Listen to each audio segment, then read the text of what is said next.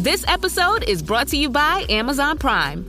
From streaming to shopping, Prime helps you get more out of your passions. So whether you're a fan of true crime or prefer a nail-biting novel from time to time, with services like Prime Video, Amazon Music, and fast free delivery, Prime makes it easy to get more out of whatever you're into or getting into.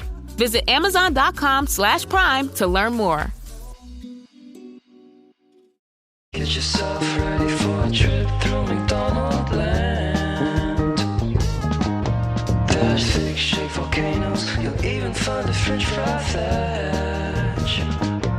Now just turn around and see if you won't find a hamburger patch as you're heading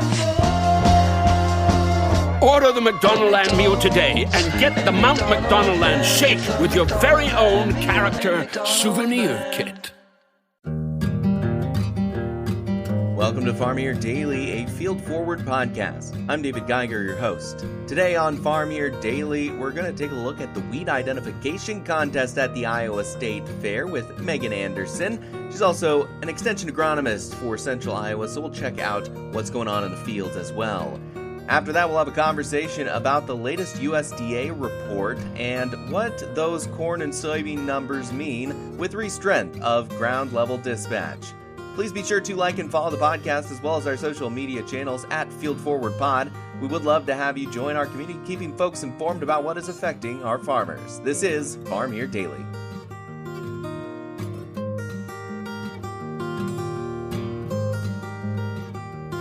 And joining me on Farm Here Daily, we have Meaghan Anderson, ISU Extension agronomist for Central Iowa, and also one of the judges for the weed identification contest at the Iowa State Fair. Now, this was a few days ago, it was Friday that you guys were hosting that, but I wanted to make sure we could follow up on what that was. Meaghan, first off, it's been a while since we chatted. How you doing? And second, how was that identification contest? Well, I'm doing great. It is nice to be back in the central time zone looking at Iowa corn and soybean. It's beautiful. Weed ID contest is it's an awesome event. We put it on every year. Well, actually, we were just talking about this last week because Iowa PBS was there visiting with us about it. And so the 40th anniversary of the return of the State Fair Weed ID contest will actually be in August of 2027. So I'm really excited for that because that's a pretty cool milestone to have had that contest going for nearly 40 years at this point. But we do it the first Friday of the State Fair. We've got 3 different divisions. So we have a youth division, just kind of a general adult division, and then a professional division. And so we're always excited to see kind of a broad range of expertise, and we always try to change up the weeds to keep it interesting. But it was a good contest this year. I didn't expect the weeds to be as tough as they were. They were all pretty big weeds this year. So if anybody stopped by the fair, you can still see them in the booth. But our winners missed about 5 or so from getting 100%. So we always want to try to keep people from getting 100%, but it was especially tough this year, I think, for people. So Meaghan, is it easier to identify weeds as they have more time to grow then? Yeah, it tends to be a lot easier to identify really any plant because most of the classification of plants is done when they have flower characteristics present. And so the closer they get to flowering, usually the easier it is to ID something or be confident that it's this plant and not this other one that might look pretty similar. So we did have a lot of them that were flowering this year. We've got a really beautiful buffalo burr, which somebody called a danger melon because it looks kind of like a watermelon plant, but it's covered in spines. So that was flowering. We had some grasses that were flowering. So we had some stuff that was pretty far along this year. Next year, we'll see if I let them get that far. Speaking of, you said about 5 were missed by the winners of the entire thing. Is that relatively common? So we try, like I said, we try to keep people from getting 100%, but normally, the winner of each category will get within like 2 to 4 of 100%, right? So like the youth actually, it was 13 out of 20 correct this year was the winner. The general division, it was 25 out of 30. And then the professional, I think they got like 29 and a half out of 35. And so they were particularly tough. We did put a seedling woolly cupgrass on there this year because woolly cupgrass is it's a little bit easier to ID when it's a seedling compared with a lot of the other annual grass weeds that we have in Iowa, but it's still pretty tough. So that was in the professional division. So yeah, we had some tough weeds, maybe some controversial weeds too. Controversial weeds? Why is that? Well, everybody has their own definition of what a weed is, but as weed scientist, I like to think that there are certain species that have characteristics that lend them to be more problematic, right? So they grow, they outcompete desirable species, maybe they reproduce in multiple ways. They are able to grow in lots of different environments. And so those are characteristics that weeds typically have. So, one that maybe is a little controversial is honeyvine milkweed, which is, of course, it's got some good benefits. It's a native species to Iowa. It's a host for the monarch butterfly larva, right? They can feed on the tissue. It's one of the only handful of plants that they can survive on. But it's also very aggressive, and it's prone to showing up in like landscaping around trees and bushes, and it's a vine, so it climbs these other species, and it can really kind of overtake an area if it's allowed to persist. So some people may think it's a beautiful weed. It's got really nice smelling flowers. Other people may hate it because it's really aggressive and can take over other stuff that they like. I find that really interesting because I'm a lover of nuance, a lover of just the idea that there are many different ways to see things. And it gets difficult with science when you have to take objective things or what is best known to scientists as the truth or the best way to describe something as far as we know it now. How do you balance that level of objectivity and subjectivity when it comes to a plant like a weed? Yeah, I mean, it's not always so black and white, right? And my opinion as a scientist, I think, has some authority, but I understand where people come from when they maybe have a differing opinion. And so in our booth that we put up, I always try to address some of that nuance that exists, right? That people really love native species, and having natives as opposed to exotic species can be a really great thing, growing things that they've been here forever, but there are also natives that they can pose issues for us, right? Giant ragweed and common ragweed are both native species to Iowa, but that doesn't mean I love seeing them on my landscape. It doesn't mean that I appreciate the hay fever, right? All the pollen that's about to be showing up here in Right. me feel miserable. But I can appreciate that they provide good food and cover for wildlife, and that they've been here longer than I've been. So there's always a little bit of nuance, and I can understand the kind of gray area that exists in some of these species and how somebody might look at them. Wow, I love that. I appreciate the work you guys have been doing at the fair, and you guys were in the agriculture building setting up. Any final notes, any takeaways from that weed identification contest this year? Well, we're always looking for new competitors. So anybody that wants to compete in the future, we're there the same time every year, the first Friday from 9 to 11:30 a.m. right outside the ag building.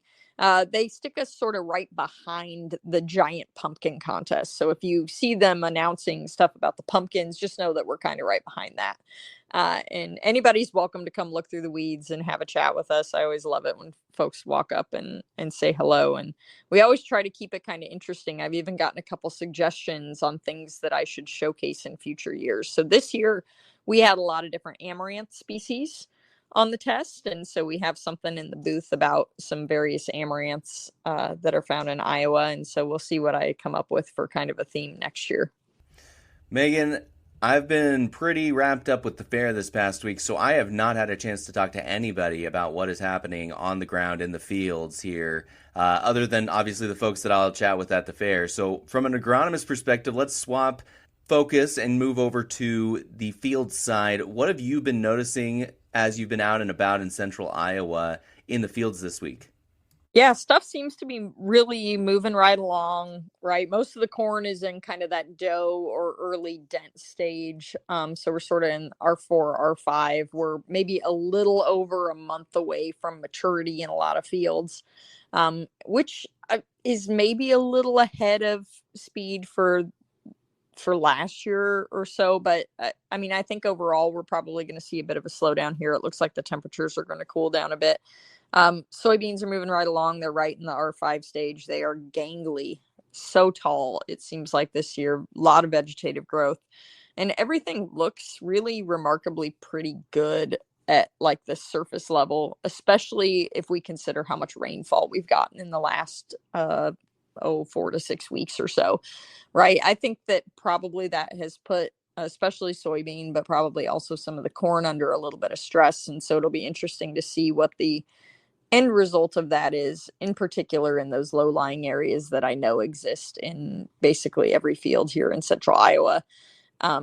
Not seeing too much yellowing so far, but a little bit. And then probably the only other really big thing that we're noticing is we're seeing quite a bit of disease pressure that has built up. A lot of stuff got fungicide, but man, some of those fields that didn't get fungicide, or where you can see that the fungicide missed, that southern rust is really moving up in the canopy in the corn. And then we're seeing it's pretty patchy from field to field and variety to variety, but we're seeing a bit of sudden death syndrome really take hold in some of these bean fields as well. So obviously the wet weather and the humidity has really benefited some of those disease issues that we see.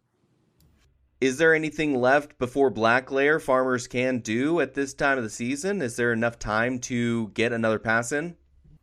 Yeah, we really typically tell people to shut, that like R3, which would be milk stage, is kind of the stage at which it becomes much more inconsistent trying to get ROI, right? And kind of every day you keep moving down the path of maturity, you are reducing your ability to pay for that fungicide application in corn, because you're getting more maturity, you're accumulating more yield, and you can't really go back and make that up later. And so we typically say R3 is a cutoff. It's possible that under this heavy disease pressure, you could see a benefit into R4. And so I've fielded several phone calls about making a second application just because of how bad southern rust is, especially with some of these folks that they were the first ones up right there at VT or so to get their fungicide on, and the power that has really run out probably in most fields right now. And so I think that, if somebody's considering doing something like that, I probably wouldn't do it if it's denting already, but if it's in R4, there are things that we could do to target maybe a better opportunity for ROI, right? So like longer maturing hybrids, making sure it's in R4, stuff that you think has the highest yield potential. And then, improving that ROI also has to do with a little bit of the fungicide choice. And so at this point in the season, we probably don't need a fungicide that's going to give us 4, 5, 6 weeks of disease control, right? We really maybe only need like 2 to 3 or so in a lot of these fields to get us through most of grain fill. And so I would probably be looking at my fungicide choice in trying to choose something that balances efficacy, but also cost effectiveness at this point in the season, just because I don't need a lot of residual out of it. And so I think some of those things can help. Certainly leaving a test strip of some untreated, or at least wasn't treated a second time, to maybe gather some information for future years, I think is a good idea. But I think we've about run the course on what we can do to help protect yield at this point from a fungicide perspective. Meaghan, as a final note, looking ahead at harvest, what are you watching for? I'm really thinking about harvest from the perspective of like, what's the standability of the crop going to be if this disease is moving through here? Thinking about residue spread, and how we can get good residue spread so that we have fewer issues with planting next year, because we really only have kind of that one opportunity with the combine to make that, just as best as we can for next spring, especially in these no-till fields. And so I'm thinking about a lot of that. I don't want to think too much about the weather just yet. Meaghan Anderson, Iowa State University Extension agronomist for Central Iowa, joining us on Farm Here Daily. Thank you so much for your time, Meaghan. Always glad to talk to you. Yeah, thanks for having me, David. This is Farm Here Daily. We will have more conversations on the way, but first, let's take a look at the marketplace. And it was a mixed close at the end of the day on Thursday. September corn, a penny higher, $3.75 even. December corn unchanged, $3.97 and a quarter.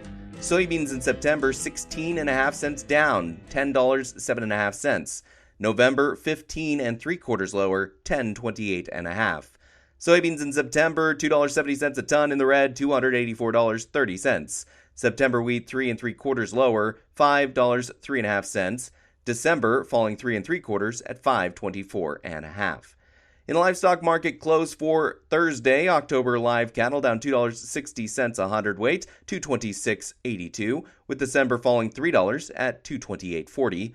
Feeder cattle in September $5.60 a hundredweight down, $341.02, with October $5.17 lower, $340.45. Lean hogs in October $1.65 weaker, $89.12, with December falling $1.42 at $81.62 a hundredweight. That is the Thursday market close. This is Farm Here Daily.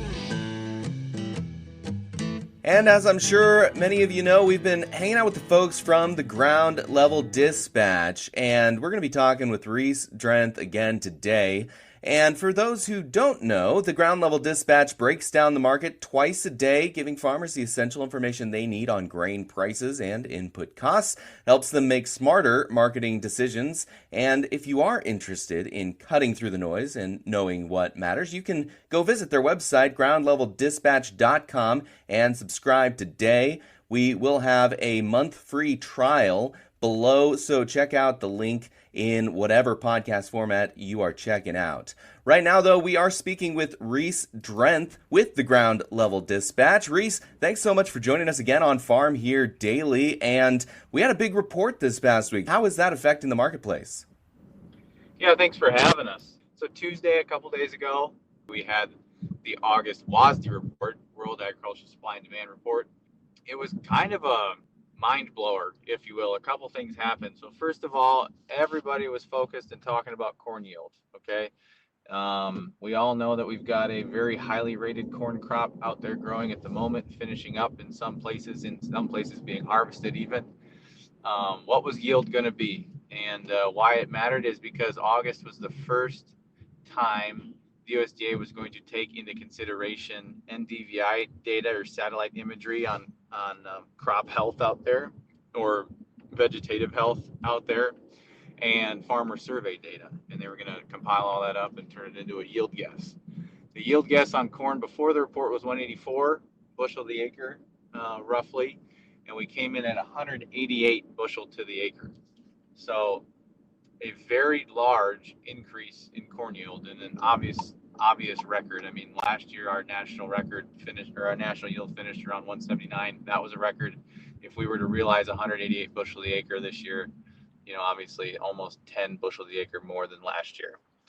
So that was a whammy, and not a very positive whammy. The market retreated quite a bit on corn in particular. The other thing USDA did was increase corn planted acres by 2.5 million. So we went from 95.2, I think, million acres of corn plantings all the way up to 97 and some change. So if you think about it, on Tuesday we took yield up and we took acres up, and that times that equals more production. So it was not a positive day for the corn market. We were down 13 or 14 cents on the close, and many in the trade are still trying to rationalize just one, if that yield number is correct. I think a lot of people cannot dispute the acre number. We thought, even way back into June in the stocks and acres report, where USDA and NASS print the final acre numbers, we thought their corn number was too low. So we can't argue with the acre number, but does the market believe the yield number? That's the biggest question. And since we had our down 13 day, the market's really kind of chopped around unchanged to slightly higher. So that's been very, very interesting. If you take the acres, or the increase in acres, the increase in yield, and then the increase in ending stocks, now we have an ending stocks estimate for 25-26 way above 2 billion bushel, 2.117 or something like that billion bushels. That does not scream $4 corn. That is more historically like $3.75, $3.50 corn type of ending stocks number. And here we sit, even today, the market doesn't feel like moving much past $3.95 on the December 2025 board of trade. So really, really, really interesting stuff, especially the market's reaction after a very bearish report not being as bearish as a lot of people think it should be. Yeah, I think a lot of us were blown away by the report. What about the soybean side? The soybean side of things is equally as interesting. They took, as we just mentioned, they improved or took corn acres higher by 2.5 million. They took those acres out of soybeans. So soybean acres went down 2.5 million. Okay, and yield was higher than expected, but not nearly as high from a percent change or percent increase versus the trade guesses corn was. So that went from like 52 and change to 53 and 0.6. So you took acres down by 2.5 million, you took yield up marginally, and you spit out an ending stocks number that's only 290 million. So the really perplexing thing about this report is historically you've got ending stocks numbers that should spit out $3 corn and like $12 beans. And that ratio, that bean corn ratio, has never been that high before. But if we're going to trade the USDA data, it says that we should, in this crop year, have a record corn bean ratio. And then that creates all kind of good, juicy problems to solve too. If that's the case, we planted all these acres of corn this year, that's going to be a natural rotation of bean next year. Are we going to plant way more beans next year? Are we going to export any beans? Is the cost of inputs being so high, especially nitrogen and phosphates, is that going to incentivize more bean acres next spring, along with, what, again, this data says our ratio between beans and corn should be. So it's a really, really, really interesting report. Nobody saw 188 corn coming on, except maybe a few Twitter pundits. Nobody saw, the 2.5 million acre swing from corn to beans. And the market's processing it. I mean, beans have obviously rallied extensively and are they're giving a little bit back today here on Thursday, but they should have a floor securely underneath them now, somewhere around 10, maybe 10 and a quarter, as far as the November contract's concerned. And corn, while it sits here and chops at 395, a lot of very smart people are calling for that sucker to bottom out at 375, 360. So what happens, if we knew we would own an island somewhere, but I mean, it's going to take some time for the market to digest what the next move is. It's going to take some time for us as the general public and even the USDA to know what the right number is as we get combines ready to roll in the field, and leave it to Uncle Sam to really make some head spins here as we close out the growing season. Reese, is there a little bit too much optimism potentially around the idea that the USDA tends to revise these August numbers? Yeah, so we said in our ground level dispatch, and it would be our opinion that 188 is the highest corn yield you will see for the rest of the crop year, right? So what I mean by that is, as time goes on and WASDE reports come and go and yield data is collected, the national yield will get smaller and smaller and smaller from 188. And we saw that happen last year too. Last year we bottomed out the corn and beet market around the August WASDE report also, because we posted decent corn acres in a 183 or a 184 yield, and we ended up at 179. Still a record number, but a far cry from 184 or whatever we posted in August 2024. So is there too much optimism? I would say no. And I think the market's kind of trading that, correct amount of optimism, if you will, like, oh, okay, 188, it looks great, but prove it.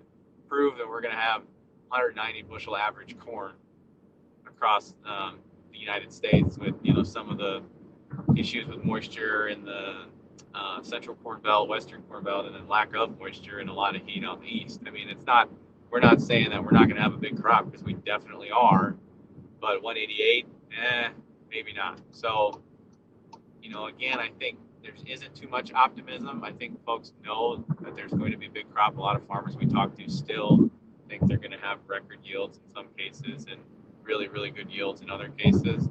But again, I think it's the correct amount of optimism. I think that's what the market, which is smarter than all of us, is correctly pricing in at the moment. Reese, as we're looking at these USDA reports, I feel like there is still a pretty decent amount of skepticism on the farmer side and how they sell on how accurate and how relevant some of these USDA points are. And I know the market really, really does trust and look at these USDA reports with, trust but verify perspective. How does that relationship work between the farmer and the marketer? Yeah, it's a good question. Guys we talk to, the comment that's made a lot of times when we get the prices this low is we're not giving it away. And I understand that. What my pushback is to that point at the moment is from a marketing standpoint, I think it's safe to assume or safe to make an educated guess like what kind of corn yield in particular we're working with this fall. Let's just say that number is a guy who, let's say their APH on their corn crop is 210 bushel the acre, and they think they're going to have 20% more than their APH this year. You go from 210 to 250, okay? Take, your local cash price off the combine today at the local elevator, not necessarily ethanol plant, but let's just say the local elevator, just for a worst case scenario kind of thing, is probably like 360 or 370. So I'll use 370 times 252. That you're looking at like $930 of revenue per acre gross. Okay, and if I was a grower today, I'd be running that calculation on every field, on all my estimates, on you working with my agronomist or my team to figure out what kind of potential we think we got. And then I'd take a look at the cash price off the combine. I say to myself, $930 an acre. Am I losing money? Am I breaking even? How does that look versus my crop insurance? I think there can be so much emotion tied up in these reports, the government doesn't know what they're talking about, and I'm not giving it away, like I said. But if we really do have big yields out there, like a lot of guys we work with say that there is, then these cash prices really that are kind of worst case scenario that we've seen in the last 5 years, they aren't that bad from a revenue per acre perspective. And so that's where we're trying to shift focus. So if you've got the bushels, you've got an opportunity to make money. And so if you don't have the bushels out there, you just got kicked in the teeth, right? Because USDA says there's a bunch of yield, a bunch of acres on corn in particular. And if you've got ponds or ponding, that's going to hurt your yield. If you had that derecho in Northwest and North Central Iowa, that's going to hurt your yield. That stinks, but that's, a lot of guys have insurance to help them out with those sort of things. But again, if your crop's looking pretty darn good out there, these prices are actually not that bad from a revenue per acre perspective, and that's what we'd focus on rather than what USDA is going to print, because those numbers are going to change, right? But again, nobody knows how they're going to change. So if you've got margin, take the margin. And again, that's what we're trying to focus on with those cash price times what do you think you got out there kind of calculations and conversations. Reese Drenth is with the Ground Level Dispatch. You can find out more information by subscribing to their release that they send out twice a day, as well as on the weekends as kind of a wrap-up and a preview, and that's groundleveldispatch.substack.com. Reese Drenth, thank you so much for joining, and we have a month free trial for folks listening to Farm Here Daily. Is that right? You bet. Click the link that Farm Here Daily is going to give you wherever you get your podcast and sign up for a free month, and look forward to trying to cut through the noise and get to what matters in a 3 to 5 minute read every day. Reese Drenth, thank you so much for joining us on Farm Here Daily. You bet. This is Farm Here Daily, a Field Forward podcast. Thank you so much for listening. Again, in order to continue to produce this type of local content, we would love to have you join our community. So please follow the podcast as well as our social media channels at Field Forward Pod. You can also find me on social media at Geiger Reports, as well as WHO TV Channel 13 every weekday in their morning and noon hour programs. Again, I am your host, David Geiger, and I'll be back again tomorrow, everybody.